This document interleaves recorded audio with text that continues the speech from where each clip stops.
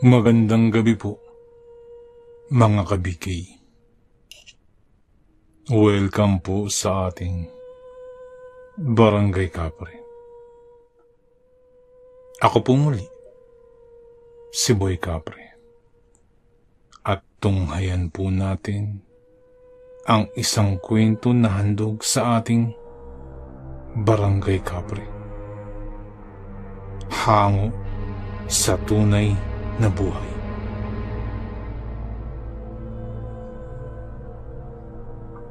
Tawagin niyo na lamang po ako sa pangalang Dodong.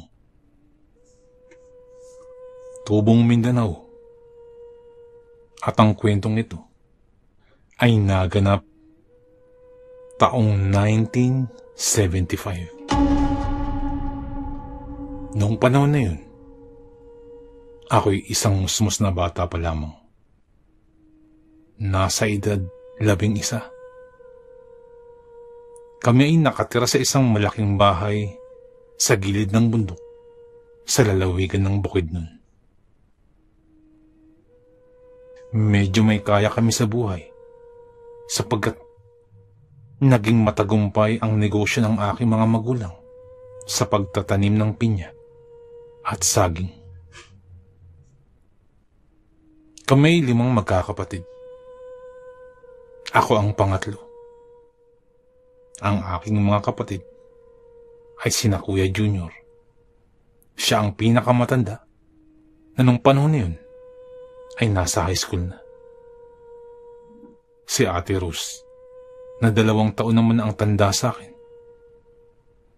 At ang mga nakababata kong kapatid na sina Lisa at Baby. Tahimik at mapayapa ang aming buhay sa probinsya. Tuwing umaga, gumigising kami ng maaga upang tumulong sa mga gawaing bahay bago pumasok sa paaralan. Ang aming ina ay abala sa pamamahala ng bahay at pag-aalaga rin sa aming bunso. Habang si Itay naman ay nasa bukid. Nangangasiwa at nagbabantay doon sa mga gumagawa. Malawak ang aming bakuran. Puno ng mga puno na hitik sa bunga, kagaya ng mangga at santol. Sa likod ng bahay naman ay may maliit na sapa kung saan madalas kami maglaro, lalo na tuwing hapon, pagkatapos ng aming mga gawain sa paaralan. Masaya kaming lumalaki sa simpleng buhay sa probinsya. Malayo sa ingay at sa gulo ng syudad. Ngunit sa kabila ng kapayapaan ng aming buhay, may mga kwento at bulong-bulungan sa aming lugar na nung mga panahon yun ay hindi ko maunawaan. Madalas kong marinig ang mga matatanda na nag-uusap tungkol sa mga nilalang na hindi pangkaraniwan. Mga engkanto, kapre, at ang pinaka nakakatakot, aswang. Bilang bata, hindi ko masyadong pinansin ang mga kwentong ito. Para sa akin, mga katang-isip lamang ang mga ito ng mga matatanda upang takutin ang mga pasaway na bata. Ngunit hindi ko alam na sa mga susunod na araw, magiging totoo ang aking pinakamalaking takot. At mababago ang aking pananaw sa mundo ng mga hindi nakikita. Isang araw, napansin ko na medyo nag-aalala ang aking mga magulang. May mga pabulong silang pag-uusap na hindi ko naman naunawaan. Minsan, nahuhuli ko silang nakatingin sa akin at sa aking mga kapatid na para bang meron silang kinatatakutan. Hindi ko lang kung anong dahilan. Ngunit ramdam ko na may kaba.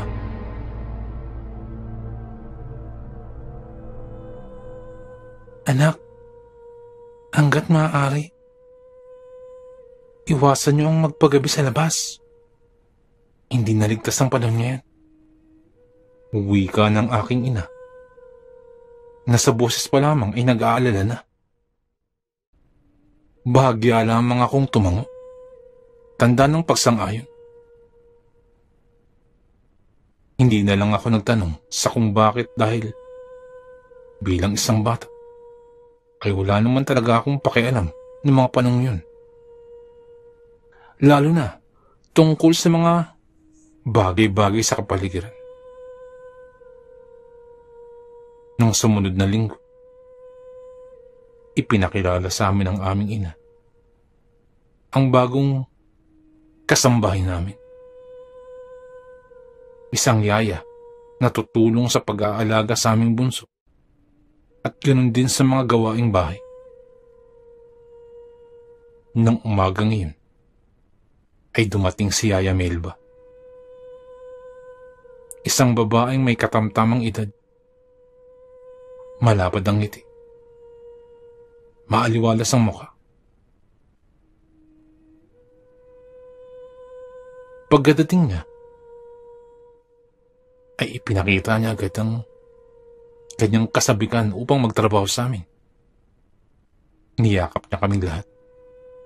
Lalo na ang aming bunso na si Baby. Subalit, parang may kakaiba siyang ngiti.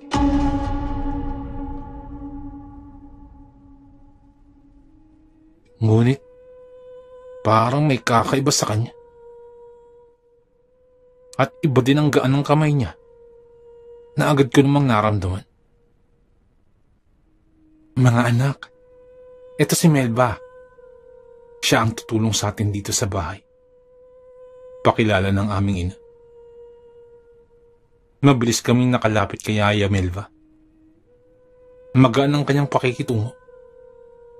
At laging may kwento tungkol sa kanyang buhay sa probinsyang kanyang pinagmulan. Mahusay siyang magluto. At madalas kaming binibigyan ng masasarap na merienda. Lalo na ako. Naging malapit sa kanya dahil sa kanyang mga kwentong pambata tuwing gabi. Ngunit ilang linggo matapos ang pagdating ni Yaya Melba, nagsimulang magbago ang atmosfera sa aming tahanan. Una, isang umaga nun, nagulat kaming lahat nang matagpuan naming patay ang aming alagang aso. Si Bantay. Wala siyang anumang palatandaan na may sakit o nagkasugat. Ngunit bigla na lamang namatay ang aso. Pangalawa, napansin ko din na unti-unting nawawala ang mga manok sa likod bahay. Araw-araw, isa o dalawang manok ang nawawala. Hanggang sa wala nang matira sa aming kulungan.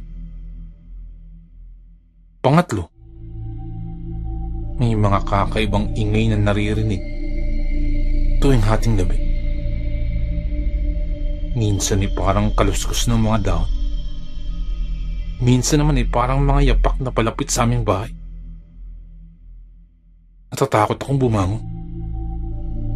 Kaya't hindi ko matingnan kung ano yun. Pang-apat, napansin ko na parang pumapayat at nanghihina ang bunso naming kapatid, si Baby. Nawalan siya ng gana sa pagkain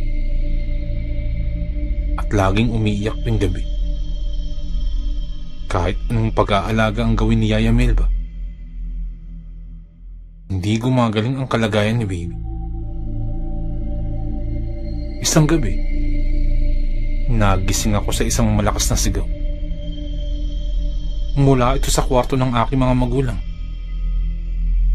Dali-dali akong tumakbo upang tingnan kung ano ang nangyari. Nakita ko ang aking ina na nanginginig sa takot, nakaturo sa bintana. "May nakita ako!" sigaw ni nanay. "May nakita akong malaking ibon. Nakatingin dito sa ating bintana." Ngunit nang tingnan namin, wala naman kaming makita. Kahit sa liwanag ng buwan, walang bakas ng anumang nilalang sa labas ng aming bahay.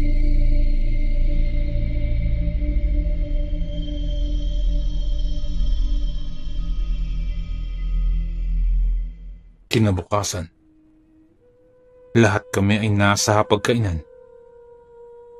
Maliban kay Yaya Melba, na natutulog pa raw dahil napuyat sa pag-aalaga kay Baby. Napansin ko din na parang meron silang gustong itanong sa akin. Bakas ang pag-aalala sa kanilang mga muka at parang may mga malalalim na iniisip. Hanggang sa nagsalita na ang aking ama. "Anak, may naririnig ka ba o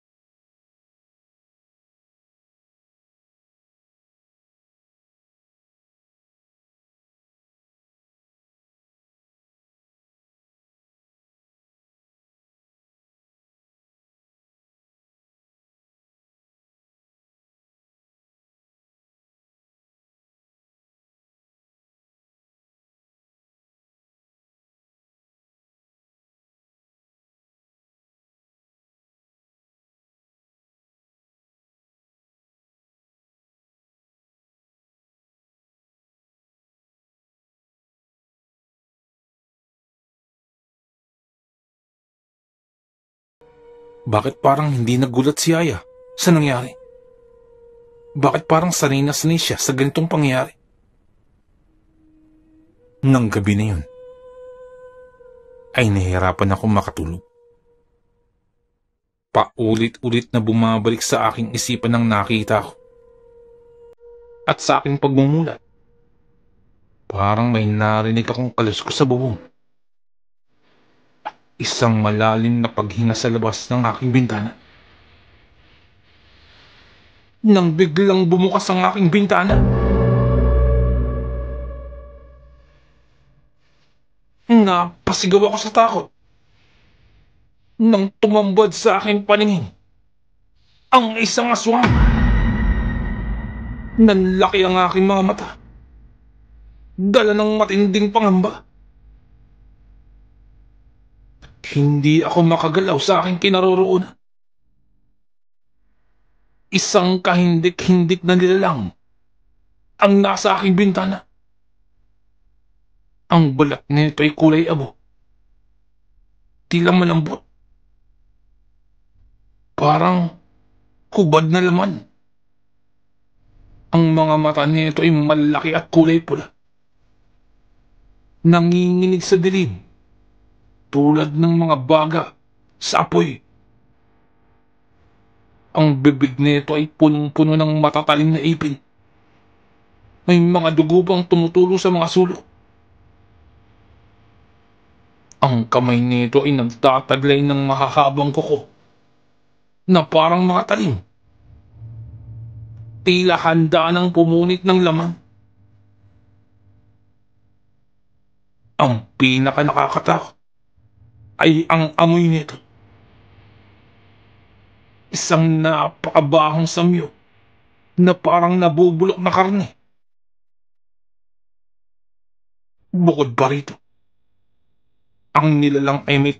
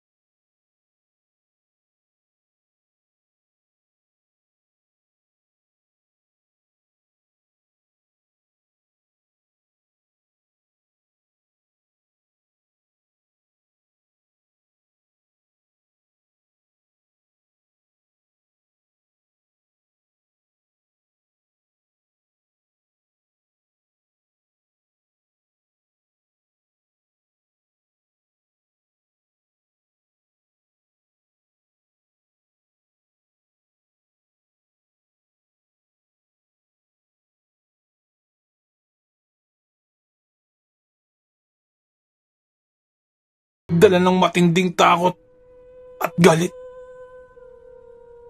Ako naman ay hindi makapagsalita. Napatango na lamang ako. Hindi pa rin ako makapaniwala sa mga nangyari.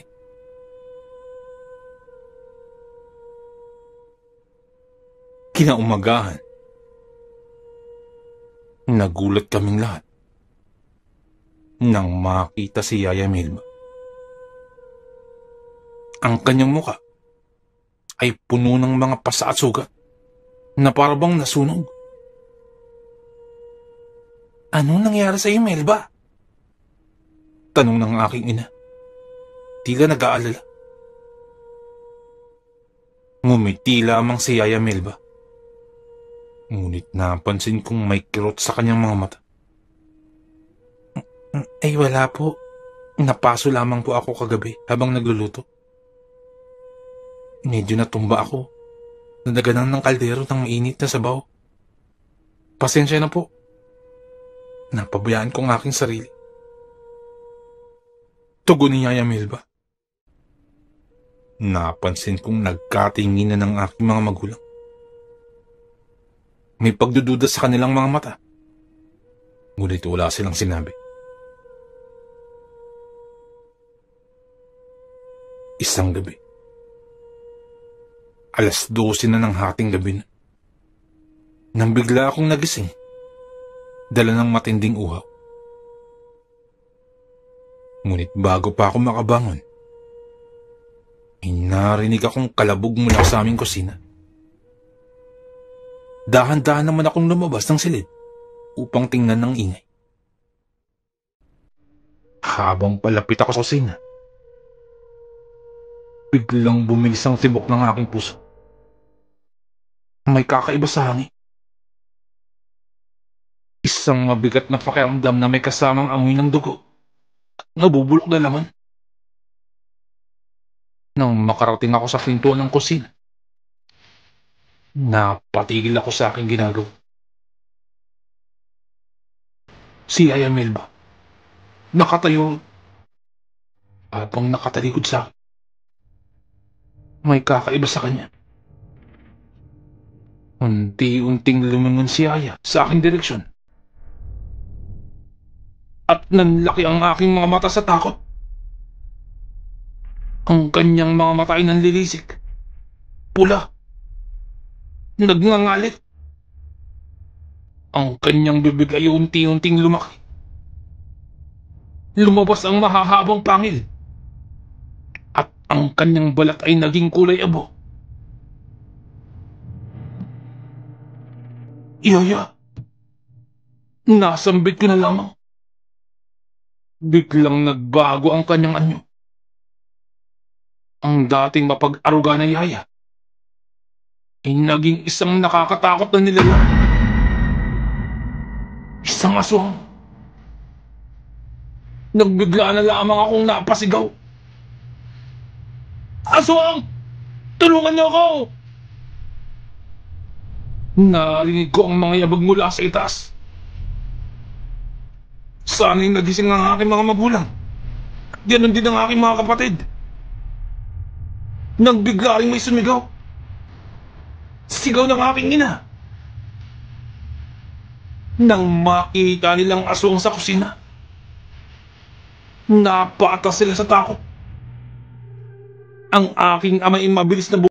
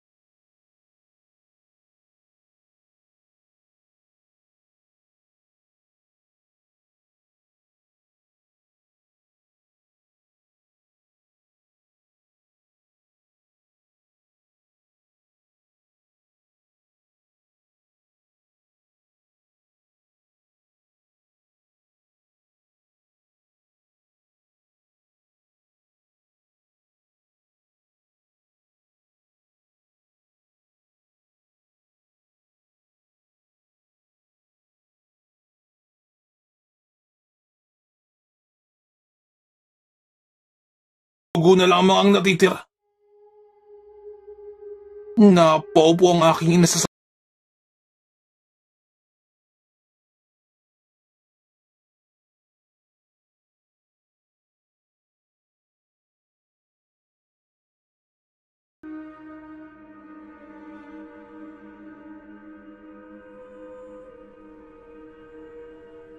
Ilang taon na ang nakalipas. Dito na kami sa Manila nakatira. Pilit na nililimot ang nakaraan. Ngunit sa tuwing sasapit ang ating gabi, nagbabalik pa rin sa aking isipan ang mga pangyayari ng gabi ngayon. Ang mga mata ng aswang, ang sigaw ng aking mga magulang, at ang walang buhay na katawan ng aking bunsong kapatid. Kahit anong pilit namin kalimutan, ang mga alaala ay patuloy na bumabalik. Minsan sa aking mga panaginip, minsan sa mga anino sa dilim. At kahit nasa gitna na kami ng syudad, tuwing may maririnig akong kaluskos sa gabi o makakita ng kakaibang anino, hindi ko maiwasang isip, baka nahanap na kami ng aswang. Babalik ito upang tapusin ang kanyang sinimulan noong mga panahong iyon.